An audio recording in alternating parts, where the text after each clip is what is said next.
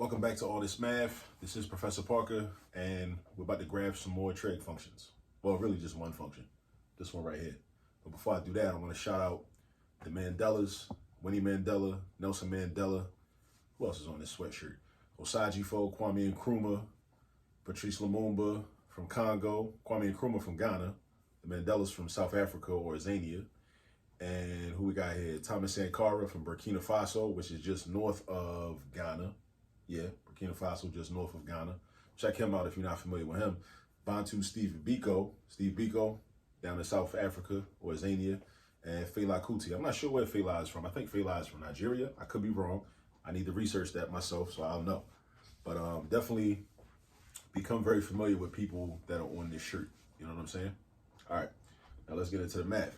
So we're about to graph a trig function. The trig function we have is y equals cosine of 3x.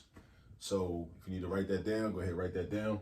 If you want to just graph it yourself, if you want to like pause the video and just graph this yourself, and then once you finish, hit play, let the video rock, and then you can like check your work based on what I put up here. All right, so you see I got my coordinate plane drawn over here. We're going to use that momentarily. But first we got y equals cosine of 3x. Now what I like to do is, I like to first always reference the general form of a cosine function, right? So I start like in my mind, like I like to have the general form of a cosine function. Just like if I was graphing a linear equation, right, which is a straight line, I always think of y equals mx plus b. Unless I want to go standard form with it, ax plus by equals c, you know what I'm saying? Or might do point slope a little bit, but I don't mess with point slope too much, but it's useful, but I don't really mess with it too much. But slope intercept form is y equals mx plus b. So then when I get the equation, I just say, okay, what's my m and what's my b? What are those numbers? And then from those numbers, that enables me to plot my first point and then find my second point, and then I just draw my line. Now, trig functions are a little bit more involved. They got a little more going on because it's a wave. You know what I'm saying? It's a wave, right? So let me write it, right? So here's the general form of a cosine function. We got y equals a times cosine of the quantity, right? Notice you don't see no parentheses up here, but that's okay though. I'm gonna explain that. Of bx minus c plus d. All right, so y equals a times the cosine of bx minus c plus d. So these four numbers that I underline, this a, this b, this c, and this d, they're very helpful in terms of giving us information that we need in order to graph this cosine function. Now I know this might look intimidating, but don't get intimidated by long functions. Don't do that. Don't get intimidated, because all you got to do is break them down piece by piece. Once you break them down piece by piece, then it's like real easy, right? You just got to know how to break it down. All right, we're going to deal with it one piece at a time. So what I'm first going to do is I'm going to identify what A is, what B is, what C is, and what D is in this function. All right, that's what I do. All right, so I suggest you do that too. So what's A? A is the coefficient of cosine, which is 1, because there's no number written here. So that means the coefficient is 1. So first we write A is equal to 1. And I'm going to tell you what we use A, B, C, and D for specifically in one moment. All right, but first we got to identify everything. So B is the coefficient of x. In this case, the coefficient of x, which represents our angle, is 3. So we write B equals 3. All right, then we go to C. C is what is being subtracted from, in this case, 3x. There is nothing being subtracted from 3x, and also inside parentheses, meaning inside the angle. There is nothing being subtracted. So that means that this is like saying 3x quantity, 3x minus 0, because there's nothing. 0 is represented by nothing is represented by 0, right? So that means that C is 0, because nothing is being subtracted. Then we got D is always outside, and we have plus D, plus this constant value D. There's nothing being added to it either. Nothing being added to this whole part of the function. So that means that D is also 0. All right. So this is like our first step, right? The way that I show it. Some textbooks and some teachers like to show it differently. They like to have you set up a table of values and just find different values. I don't really do it like that. We can do it like that. I might do some videos where I show that method, because it's a worthy method, but I'm just not doing that right now.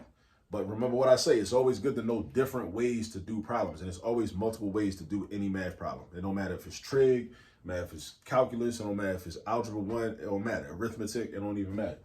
You got a bunch of ways to do every problem. All right, so now, it's three main things we need. We need, in order to draw a graph, we need to know what the center line is, we need the amplitude, and we need the period. Center line, amplitude, and period. Now, what is the center line? The center line is, because keep in mind that a trig function, the graph of it is going to be a wave, right? Sine or cosine function is going to be a wave, right? The wave has a center line that we can draw where half of the graph is above that line and half of the graph is below that line. Half of the graph is above that line, half of the graph is below that line. So that center line would be like a median strip in the street, right? Center line, like the yellow lines in the, a better example, the yellow lines drawn in the street. You know what I'm saying? You got traffic going this way, you got traffic coming this way. What's in the center? The yellow lines. That's the center line. This graph also has a center line. The graph of a cosine or a sine wave, it's got a center line. Now, in this case, because there's no D value, which means there's no vertical shift up or down, that means that the center line is the x-axis. The center line is the x-axis. So unless you got a number that's being added to the function or subtracted from the function, right, and the value, which is the value of D, that means your center line is always going to be the x-axis. So how do we represent the x-axis? We don't just say x-axis. We give it a name. It's y equals 0. That's the name of that line. The x-axis is equal to y equals 0, or they're interchangeable. They're the same thing, right? Because when you got y equals a number, that's how you know the line is going to be horizontal. And on the x-axis, the y value is always going to be 0. So that's why it's got to be a horizontal line, and it's got to overlap the x-axis, because this y is always 0, no matter what point you pick. Right here, y is 0. Right here, y is 0. Right here, y is 0. Right here, y is 0. Any point you pick, it don't matter. So y equals 0 means that y is always 0, no matter what. So write this down on your paper. Center line, y equals 0. All right, now we go to the amplitude. Amplitude is based on this A value, right? So the amplitude is the absolute value of A, which is 1. So amplitude equals 1. So that means that from the center line, this is the definition of amplitude. From the center line, the wave is going to go, because our graph is going to be a wave. Cosine and sine are waves, right? It's going to go up as high as +1, and it's going to come down as low as -1. It's not going to go below -1. It can't go below -1. It can't go above +1. The highest it's going to hit is +1. The lowest it's going to hit is -1. It's kind of like when you're at the beach, you know what I'm saying? You in the water, you know, playing on the waves, you start to notice, okay, this is as high as the waves goes. This is, you know, as low as the, well, I can't really tell how low the wave goes because I only see what it's doing up in the air. But you get my point, you know what I mean? So when we do our graphing, we're going to have 1 as our high point and -1 as our low point, because the definition of amplitude is the distance between the center line and the highest point of the graph, or the distance between the center line and the lowest point of the graph. That's what the amplitude is. All right.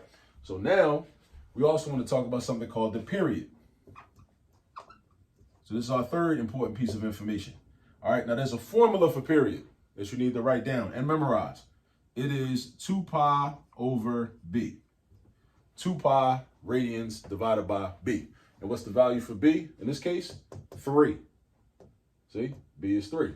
So that's going to mean we got 2 pi over 3. Now what our period is the width of one cycle of the graph, or one cycle of the wave, right? That's what the period is. One cycle of the wave, all right? Because the waves go on forever and ever. So it'll be one cycle, boom, another cycle, boom, another cycle, boom, another cycle, boom. It goes on and on and on forever. But in our graph, we just draw one cycle, all right? And the period is the width of one cycle. That's what the period is, all right?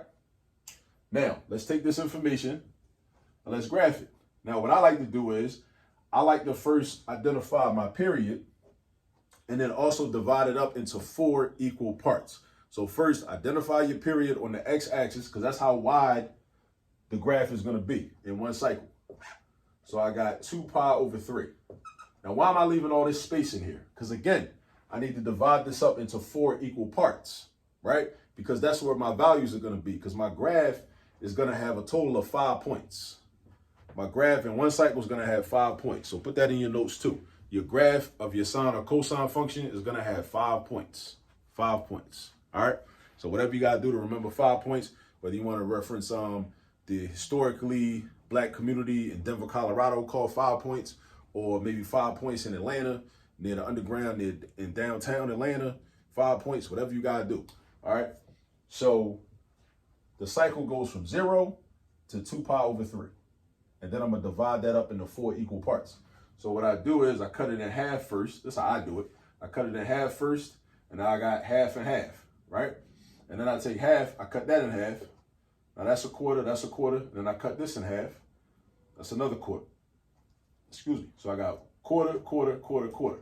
Now, I want to know what this is first, right? What's half of 2 pi over 3? Pi over 3. And how do I know that to be true? Because 2 pi over 3 just means I got pi over 3 twice, or 2 of them. I have 2 pi over 3s. Just think about the language.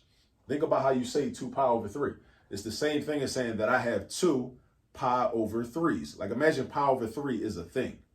And this means I got 2 of them. That's what that fraction means. I got 2 of them. So if I got 2 of them, half of those would be 1 of them. So pi over 3 means I got 1 pi over 3. And the 1 does not have to be written. It's just pi over 3. Like $1 is a dollar, right? 1 pi over 3 is just a pi over 3. So that's why this is pi over 3.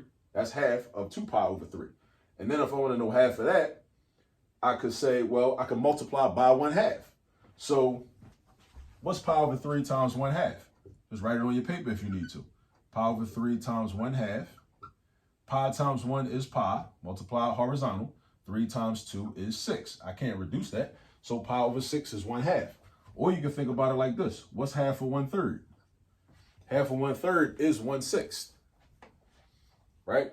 Because if you take a third, right, and cut it into 2 pieces, now each of those pieces is, well, what I just did, half of 1/3. All right? But if you took the whole object, and so you had basically like this. Let me try to explain it like this, right? And this gets into the concept of fractions, right? From like, the younger days, from elementary school level. If you had an object that was cut into thirds, cut into 3 equal parts, and let's say you cut each of those parts into 2 pieces. So you started out with 3 pieces, and you cut each of them into 2 pieces. So now you got, this became 2, this became 2, this became 2. Now how many you got all together? You got 6 all together now. So now those 1/3 turned into 1/6. These two, this 1/3 turned into 2/6, this turned into 2/6, and this turned into 2/6. All together, that's how you get your 6/6, right? So half of 1/3 is 1/6, right? If that ain't really make a lot of sense, just run it back, rewind it, and then watch it again and try to make sense out of it. It also helps to like draw pictures, right? And also I got another playlist on fractions where I go into this in great detail, the concept of fractions and what a fraction is as a concept, right? All right, so now, but what's this though? What's this right here? Now, let me show you a trick. This is 2 pi, from 0 to here is 2 pi over 3. And we're dividing this up into 4 equal, the emphasis on the word equal parts, right? So that means from 0 to here is pi over 6. So if from 0 to here is pi over 6, and this is 4 equal parts, that means that from here to here is also pi over 6. And then from here to here is also pi over 6. And from here to here is also pi over 6, right? Just like if we divided it, if this was a 4, and then this was 0, 1, 2, 3, 4, each of these would be worth 1. From here to here is 1. From here to here is 1. From here to here is 1. From here to here is 1, right? That's what that would be, all right? So now, that means that from here to here is pi over 6 also. So I can figure out what this is by doing addition. I could just do pi over 3 plus pi over 6. So I'm going to write that down. Now, this is not the only way to do it, but this is just one way that I like doing it. So pi over 3 plus pi over 6. I wrote a 3 by accident. Pi over 3 plus pi over 6. Remember, when you add fractions, you need an LCD. Don't forget that. All right, don't forget that. So the LCD is going to be 6. So for the second fraction, nothing changes because we already had a 6 for our denominator. This 3 turned into a 6. So basically, I just multiplied this by 2. Now, what I do below, so I must do above. Whatever I do below, I must also do above. What I do below, I must also do above. So now we got times 2. So that's going to become 2 pi, right? Pi times 2 is 2 pi. Now, add them up, and we got 2 pi plus 1 pi is 3 pi. So it's 3 pi over 6, because that's how many sixths we have. It's always difficult for me to say sixths. I don't know why. But anyway, we got 3 pi over 6. Now the question is, can I reduce that? Can I reduce it? I can, because 3 over 6 is the same thing as 1/2. So 3 divided by 3 gives me 1. 6 divided by 3 gives me 2. So now I got 1 pi over 2. 1 pi over 2 is the same thing as just pi over 2. So that means pi over 2 is right here. So we got pi over 6, pi over 3, pi over 2, and then we go to 2 pi over 3. So all these are 4 equal spaces. Now, I got my x values on my x-axis, right? These are my x values on my x-axis. Now I want to put my y values on my y-axis. All right, now, how do I know that? I base it on the amplitude. The amplitude is 1, so therefore, my highest value is going to be positive 1. My lowest value is a reflection of that. It's underneath of the x-axis. It's going to be negative 1. So I got positive 1, negative 1, positive 1, negative 1. These are my four values, right? Now I need 5 points. Now another thing you need to know about cosine functions is that cosine functions generally, unless there's a reflection, meaning if a was negative, right, there will be a reflection. Cosine functions start from the top of the amplitude. They start from the top and they drop down. That's what cosine functions do. Sine functions start from the origin, and then the wave goes up, or the wave comes down and then goes up. Sine functions will start from the origin though. Cosine functions normally start from the top and then they drop down. That's what cosine functions do. Now, unless it's a reflection, meaning a was a negative number, then the cosine function will start from the bottom and come up, right? Because it would be like a mirror image of what it normally is supposed to do. This is normal because our amplitude is positive 1. So our first point is going to be 0, positive 1. Remember, cosine starts from the top. That's how I remember it. Cosine starts from the top. All right? Cosine starts from the top. Now, my second point, that's my first point. I need 4 more. I need 5 points altogether. 5 points altogether. 5 points altogether. So now the wave is going to come down, and I got to hit the x-axis. I got to hit my center line. I got to hit my center line. That's going to match up with this. Now, remember, what was the purpose of putting these 4 values? The purpose of, well, putting these 3 extra values. These are going to be my x coordinates of my other points. This is going to be an x coordinate, x coordinate, x coordinate, x coordinate of my subsequent points. So it's going to come down. It's going to hit this, right? And then I keep going down, right? And then I'm going to go down to the lowest point, which is negative 1, and it matches up with pi over 3. Now, at that point, I got to bounce back up. Because the amplitude is 1, so we're not going below negative 1.